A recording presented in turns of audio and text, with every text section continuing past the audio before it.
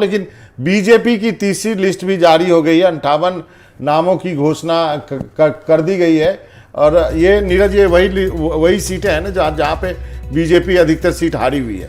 देखिए, निश्चित तौर पर जो जहां पर बीजेपी चुनाव हार रही थी तो वहां लगातार ये सवाल उठ रहे थे कि वहां किन्हें टिकट दिया जाए। इसी को लेकर के मंथन जो है वो किया गया था। प्रधानमंत्री नरेंद्र मोदी की अध्यक्षता में कल जो बैठक हुई, सीसी की बैठक, उसके बाद में ये 58 उम्मीदवार जो हैं मदन दिलावर, प्रफुल्ल सैनी, ये सब मदन दिलावर इसमें आ गए हैं। आरएसएस संघ से जुड़े नेता हैं, वसुंधरा के करीबी हैं।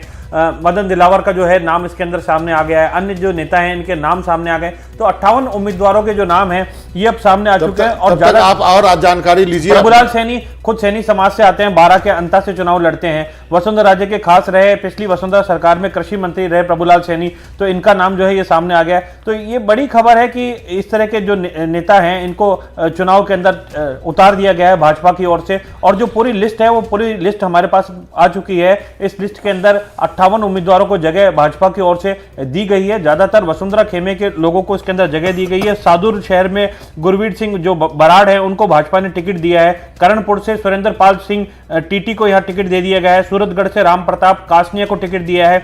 विश्वनाथ मेघवाल डॉक्टर हैं, उनको खाजूवाला ऐसी सीट से टिकट दिया गया है। इसी तरीके से कोलायत से पूनम कंवर भाटी को टिकट दे दिया गया है। सुमित्रा पुनिया को सादुलपुर से जगह दी गई है। राजेश दहिया को पिलानी से उतारा गया। धर्मपाल गुजर जो खेतड़ी हैं उन्हें खेतड़ी से ही उतारा गया है।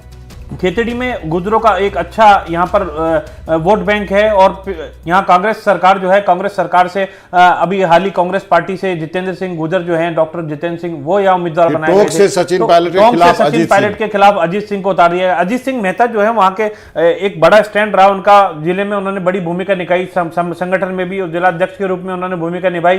पिछले चुनाव में भी कहा जा रहा था अजीत सिंह मेहता को चुनाव लड़ाया जा सकता है, लेकिन पिछली बार यूनुस खान को यहाँ पर लाया गया था सचिन पायलट के सामने। तो यूनुस खान का क्या हुआ? अभी यूनुस खान जो है उनका अभी तक ये चर्चा चल रही थी, क्या उनको बीजेपी चुनाव लड़ाएगी नहीं लड़ाएगी, क्या पता वो कांग्रेस में नहीं चले जाएंगे। एक बार श्याम सुंदर जी के पास चलते हैं। श्याम सुंदर जी, अब मैं तो टिप्पणी आपसे लेना चाहता था ईडी वर्सेस अब जो है एसीबी की, लेकिन अब इस लिस्ट के बारे में आपकी क्या टिप्पणी है?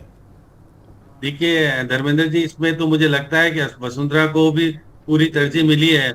और जिस प्रकार से चल रहा था, देखिए अब सचिन पायलट के खिलाफ पुराना जो विधायक हुआ करता था, जब तो यूनुस को लाए थे, लेकिन इससे पहले जब ये मेहता लड़ा था उसकी तैयारी चल रही थी। आज जो नामांकन भरने की तैयारी हो रही थी तो वो लाए, लोकल लेके जीतेगा तो नहीं। और मुख्यमंत्री जी के खिलाफ अच्छा कैंडिडेट लाए हैं। देखिए वो प्रोफेसर भी हैं और देखिएगा वहां पर अभी जोधपुर व्यास यूनिवर्सिटी में प्रोफेसर है और ये जो जोधपुर विकास प्राधिकरण के चेयरमैन भी रह चुके हैं। तो ऐसी जो प्रभुलाल सैनी पहले तो वहां ले गए थे, अब उनको बदल करके निश्चित तौर पर जो अशोक है जो खेल राज्य मंत्री, उनके खिलाफ उतारा है। तो ये मैं कह सकता हूं कि ये हारने वाली सूची तो नहीं है धर्मेंद्र भारती जी। ये तो देखिए हारने वाली सूची तो 41 की थी, जो जिसमें 39 लोग हारे थे।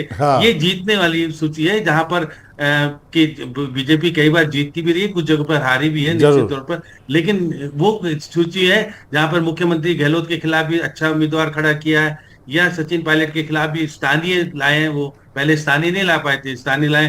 तो इस प्रकार से जिस प्रकार का मैं सोच रहा था कि पूर्व मुख्यमंत्री को वर्जित मिलेगी, वो तरजीह देने का जो प्रयास किया है, तो उसका मतलब एकोमोडेट किया गया है वसुंधरा राजे को। एक ब्रेक के लिए रुकते हैं आप।